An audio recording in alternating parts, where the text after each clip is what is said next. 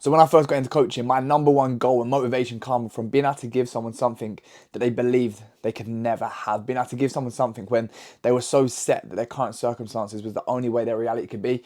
Being able to change that. That feeling gives me fulfillment like no other. And that is why I always say the goal is to change lives. Across the last year, I've been working with a lot of dads and men who dedicate their life to being a good father, and men that I look up to more than anything. I truly believe that is like the top achievement that you can have, to be a good mother or good father and to be the best version of yourself, to bring up a beautiful family. I truly believe that is like the peak human experience. So it's been an absolute blessing to work with so many incredible people. And something that I've noticed across working with a lot of dads is that they have this belief that got me into coaching, of not believing that they can change their circumstances, believing that this is just the way things can be, and also believing that, yeah, they can lose a bit of weight, but they can't get into crazy shape. So being able to change this, to change that reality, has been an insane feeling.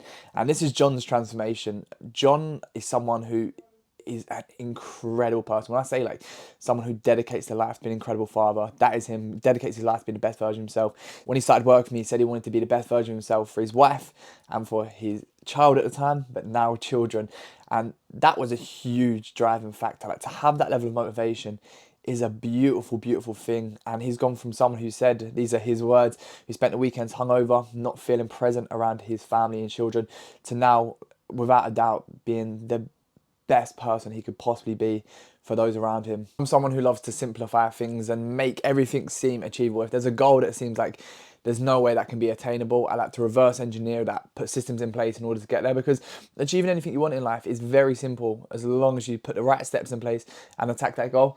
So when it comes to getting into the shape of your life and being an incredible father, obviously having children, time is limited. So these are the 5 steps which I truly believe will take 99% of scenarios of being a father and getting you in the shape of your life. So number one is prioritize efficiency. As we know, time is not of the essence. You don't have that ability to go, right, every single day we're going to train this time to this time. So this is when you have to prioritize efficiency.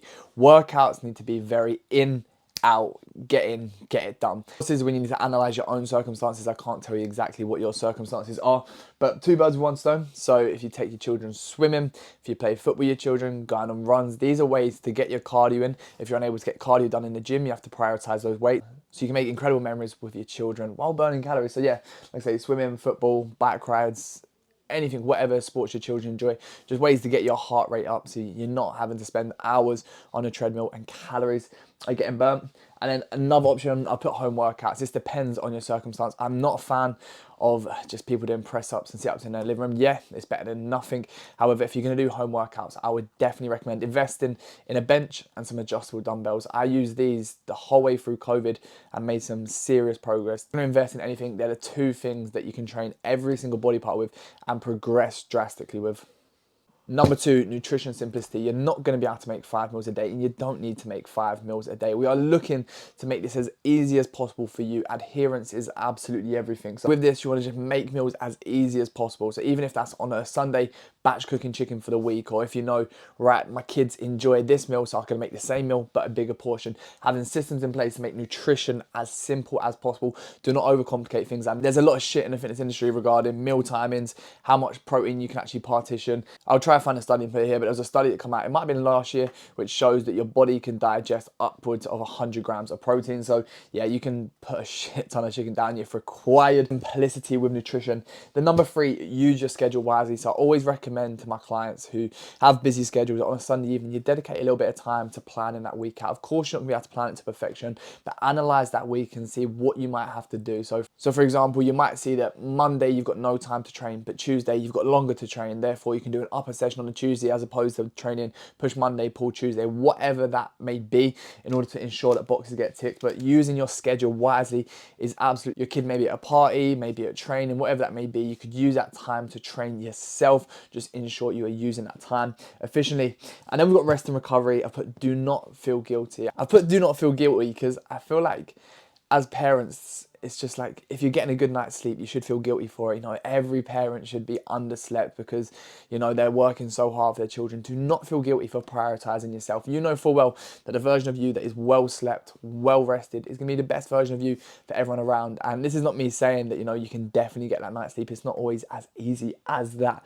But try and prioritize your own mental health to make sure that you can look after yourself, because the version of you that's well slept, the version of you that's well rested, they're more likely to go to the gym. They're more likely to tick boxes with meal prep. They're more likely to want to be the best version of themselves, rather than the version of you which maybe is underslept, overstressed. It's going to be the version of you which is going to want to self-sabotage, eat shit, maybe potentially have a few pints too often. Do not feel guilty for prioritizing yourself and having a little bit of downtime. Again, I understand, a lot easier said than number 5. Consistency and flexibility. I know I said use your schedule wisely. However, this does not always go as planned. Always able to tick boxes the way we'd like to. Things do come up, especially having children. You might have to pick your child up because they're sick.